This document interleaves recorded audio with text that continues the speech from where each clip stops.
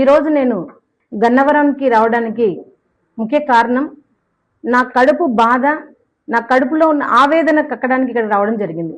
మొదటిగా మరి రావణ్ గారిని, ప్రశ్న యూట్యూబ్ ఛానల్ నడిపే రావణ్ గారిని, తర్వాత జడా శ్రావణ్ కుమార్ గారిని కలిసి ఏదైతే పవన్ కళ్యాణ్ గారు మాకు మాట ఇచ్చి మరి మోసం చేశారో, ఏదైతే మరి మాట ఇచ్చి మాకు హ్యాండ్ ఇచ్చారో, సుగాలి ప్రీతి కేసుకు ఫస్ట్ కేసు సంతకం అన్నారు, అలా మీరు కూడా రావణ్ గారిని మరి అదే విధంగా శ్రావణ్ గారిని మీరు సుగాలి ప్రీతి కేసును మధ్యలో వదిలేయకండి అని అడగడానికి వచ్చాను. రెండవది ప్రభుత్వాన్ని ప్రశ్నించడానికి వచ్చాను. నేను మొన్న పవన్ కళ్యాణ్ గారు పెట్టిన వీడియోని చూశాను.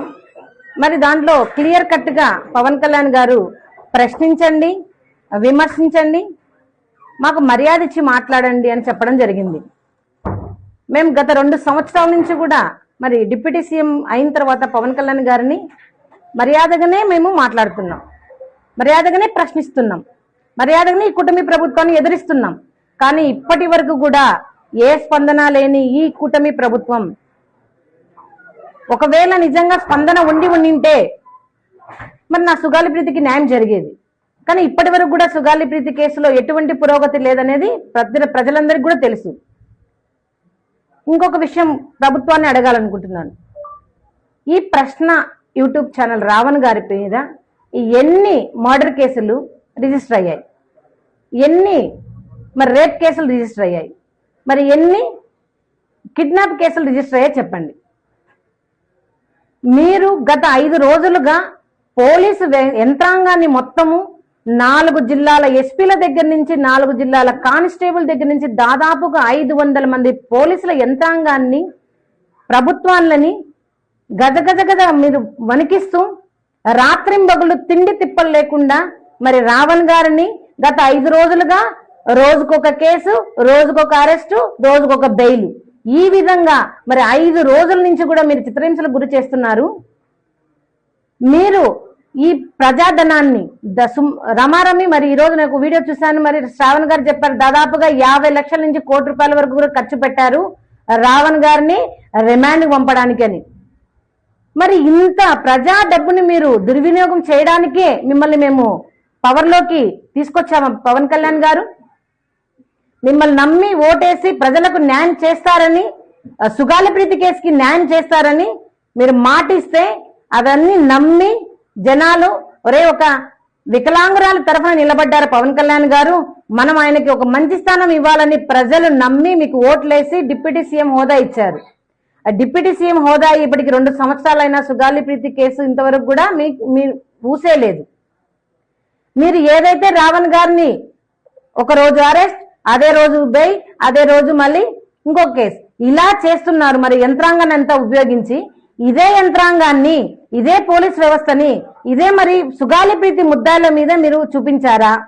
ఇంతవరకు కనీసం మీరు కూటమి ప్రభుత్వం ఏర్పడిన తర్వాత కూటమి ప్రభుత్వంలో భాగస్వామ్యమైన మరి డిప్యూటీ సీఎం పవన్ కళ్యాణ్ గారు ఒక్క కానిస్టేబుల్ అయినా, కనీసం ఎస్పీని కాదు కానీ ఒక్క కానిస్టేబుల్ అయినా ముద్దాయిలను, ప్రీతి ముద్దాయిలను మీరు పిలిపించి విచారించారా? లేదు. కానీ ప్రశ్న యూట్యూబ్ ఛానల్ మిమ్మల్ని ప్రశ్నిస్తుందని, సుగాలి ప్రీతి కేసు పదే పదే మిమ్మల్ని ప్రశ్నిస్తున్నారని, మీరు ఆ ప్రశ్నకు సమాధానం చెప్పలేక ఆ ప్రశ్నను ప్రశ్నించే గొంతును నొక్కేయాలని ఇంత కక్షపూరితంగా చేస్తున్న పవన్ కళ్యాణ్ గారు మరి ఎందుకు మీరు నాకు మాట ఇచ్చి మర్చిపోయారు? సుగాలి ప్రీతి కేసు అన్నారు, మరి ఏదండి సుగాలి ప్రీతి కేసు ఇప్పటి వరకు? ఎందుకు ఈ వివక్షత చెప్పండి. మీరు ఇదే ఇంట్రెస్ట్ నా కూతురు సుగాలి ప్రీతి కేసు ముద్దాయిలో మీరు చూపించుకునింటే 10% ఈ పాటికి ముద్దాయిలు దొరికేవారు. అదేవిధంగా చిన్న పిల్ల జ్ఞానేశ్వరి విషయంలో కూడా మీరు ఈ యంత్రాంగాన్ని అంతా ఉపయోగించి ఉంటే ఆ తల్లి కన్నీళ్లు కూడా ఆపేవారు. మీరు అదేవిధంగా మరి ఇంకొక తల్లి ఎన్కౌంటర్ అయినారని, ల్యాకప్ డెత్ అయ్యారని, ఆ తల్లి కన్నీళ్లకు కారణం ఈ కూటమి ప్రభుత్వమే. నిజంగా ఒక మహిళ కన్నీళ్లు ఎంతవరకైనా ఏ రాజ్యానైనా కూల్చేస్తారనే విషయం మీకు తెలుసు. ఈ తల్లుల ఏదైతే సుగాలి ప్రీతి తల్లి అయిన నేను గాని, గాదే వెంకటకృష్ణ గాని, మరి ఆ తల్లి గాని, మరి తునిలో చిన్నారి ఆ తల్లి కన్నీళ్లు గాని ఈ ముగ్గురి తల్లి కన్నీళ్లలోనే మీ కూటమి ప్రభుత్వానికి పతనం అనేది స్టార్ట్ అయిందని నేను చెప్తా ఉన్నాను. నిజంగా చిత్తశుద్ధి ఉంటే గనక బర్నింగ్ కేసెస్ ఎన్నో ఉన్నాయి రాష్ట్రంలో, అవన్నీ వదిలేసి మీరు కేవలం నిజంగానే ఏదో చెప్పడానికి రావట్లేదు, నిజంగా మరి ఒక ప్రశ్నించే మరి రావణ్ గారి మీద మీరు చూపిస్తున్న ఇంట్రెస్ట్ కానివ్వండి, లేకపోతే కక్షపూరితం కానివ్వండి, ఇదే ఇంట్రెస్ట్ బర్నింగ్ కేసెస్ చాలా ఉన్నాయి పవన్ కళ్యాణ్ గారు. మీరు వాటి మీద దృష్టి పెట్టి మీరు వాటి మీద సమస్యలను మీరు తీరిస్తే గనక ఈ రాష్ట్రం బాగుపడుతుంది.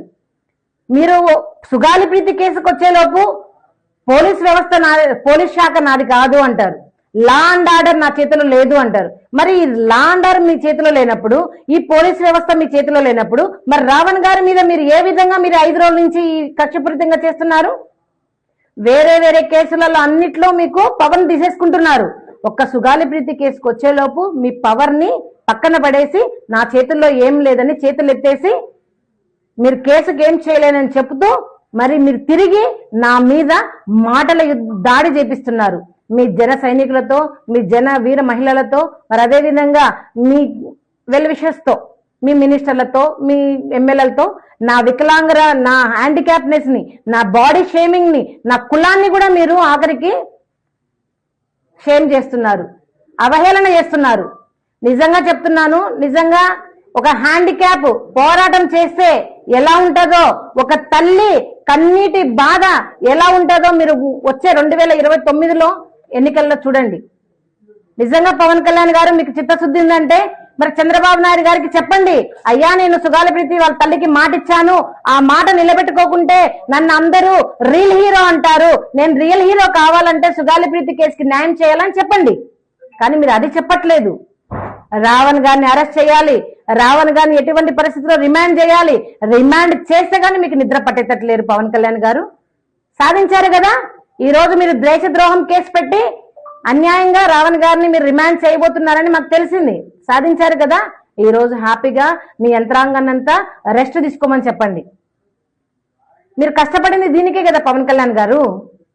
2019 నుంచి 2024 వరకు మీరు నాతో కలిసి సుగాలి ప్రీతి కేసు కోసం ఎన్నో ర్యాలీలు చేశారు, ఎన్నో మాటలు అన్నారు.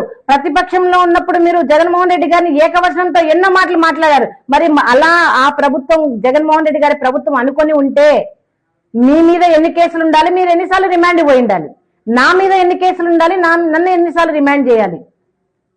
అయితే ఒకటి పవన్ కళ్యాణ్ గారు గమనించాల్సినది, ప్రశ్నించండి అన్నారు, ఆ ప్రశ్నకు సమాధానం చెప్పండి. సమాధానం చెప్పలేక మీరు ఉక్కిరి బిక్కిరి అయిపోయి ఇలా కక్ష సాధింపులకు మీరు దిగకూడదు. కళ్యాణ్ గారు అధికారి పక్షంలో ఉన్నారు, మీదే పవర్, సెంట్రల్ లో కూడా మీదే పవర్, స్టేట్ లో కూడా మీదే పవర్. మీరు ఏది అనుకుంటే అది జరుగుతుంది. కానీ ఒక సుగాలి ప్రీతి కేసులో మాత్రం మీరు అనుకోవట్లేదు, మిగతా అన్ని కేసులు అనుకుంటున్నారు. ముఖ్యంగా సుగాలి ప్రీతి కేసును మీరు గాలి వదిలేసిన తర్వాత ఏదైతే రావణ్ గారు ప్రతి క్షణం ప్రతి వీడియోలో సుగాలి ప్రీతికి ఏ ఇంటర్వ్యూలో తీసుకున్నా కూడా సుగాలి ప్రీతికి ఎలా న్యాయం చేయాలని ప్రశ్నిస్తున్నారు కాబట్టి ఆయన మీద ఇంత కక్ష సాధింపు మీకు. అదేవిధంగా నేను గన్నవరానికి ఇక్కడ వచ్చేటప్పుడు నేను ఒక 2 వీడియోస్ చూడడం జరిగింది. 2023లో ప్రతిపక్ష నేతగా ఉన్న పవన్ కళ్యాణ్ గారు నా కూతురు సుగాలి ప్రీతి కేసులో ఎంతో బాధపడి, చంపేసిన ఆ వెధవలకు ఆడపిల్లలు లేరా, చంపేసిన అధికారులకు ఆడపిల్లలు లేరా, ఇలాంటి సుగాలి ప్రీతికి న్యాయం చేయలేని సీఎం ఉంటే ఎంత లేకుంటే ఎంత అన్న మాటలు మీరు అన్నారు. నా కూతురు కడుపు నిండా మరి వీర్యం ఉంది అని ఎంతో బాధపడి మీరు చెప్పి డిప్యూటీ సీఎం అయ్యారు. డిప్యూటీ సీఎం అయిన తర్వాత ఇంకొక వీడియో పెట్టారు, ఏమని, అసలు డిఎన్ఏనే లేదు, అసలు రిపోర్ట్లన్నీ తారుమారయ్యాయి, నా దగ్గర ఎవిడెన్సెస్ లేవు, నేను ఎవిడెన్సెస్ కలెక్ట్ చేయలేను కదా అని మీరు సింపుల్ గా తప్పించుకున్న ప్రయత్నం చేశారు.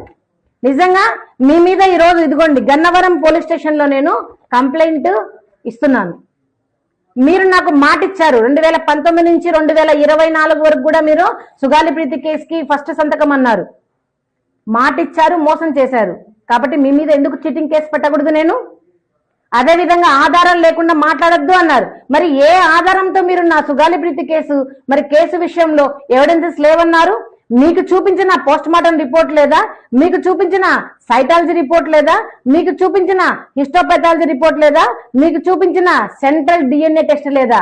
ఇవన్నీ పెట్టుకొని కూడా మీరు ఎలా ఎవిడెన్సెస్ లేవన్నారు అంటే దీన్ని బట్టి ముద్దాయిలకు మీరు ఎంత వత్తాసు పలుకుతున్నారో ప్రజలందరూ గమనిస్తా ఉన్నారు. దాని మీద కూడా నేను మీకు ఎందుకు మీ మీద కేసు పెట్టకూడదు చెప్పండి. అదే విధంగా మరి గన్నవరం పోలీస్ వాళ్ళని కూడా నేను విన్నవించుకుంటున్నాను. Sir, deputy CM Pawan Kalyan garu first సంతకం సుగాలి ప్రీతి కేసు మీద అన్నారు.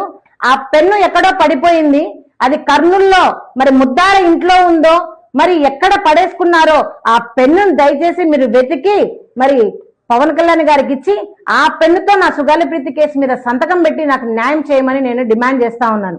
నిజంగా ఇప్పటికైనా ఈ కూటమి ప్రభుత్వంకి చిత్తశుద్ధి ఉంటే రాష్ట్రంలో రగిలిపోతున్న కేసెస్ చాలా ఉన్నాయి, వాటి మీద మీరు శ్రద్ధ చూపించండి.